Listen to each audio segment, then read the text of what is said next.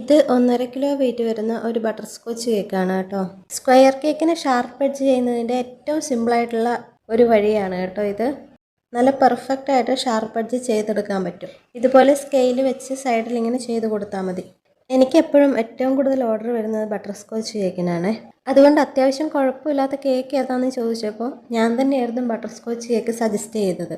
Photo print വെച്ചിട്ടുള്ള customised കേക്കിന് order വരുമ്പോൾ ഞാൻ പ്രിൻ്റ് എടുക്കാൻ പോകുമ്പം ഇതുപോലെ ബട്ടർഫ്ലൈയുടെ പ്രിൻ്റ് ഞാൻ എക്സ്ട്രാ എടുത്ത് വെക്കാറുണ്ട് എപ്പോഴും.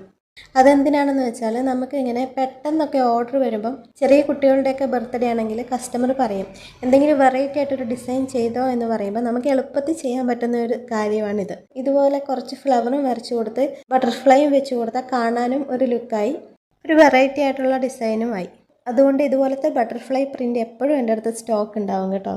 അപ്പോൾ ബട്ടർഫ്ലൈ കേക്കിൻ്റെ ഫൈനൽ ലുക്ക് ഇഷ്ടപ്പെട്ടാൽ ലൈക്ക് ചെയ്യണേ.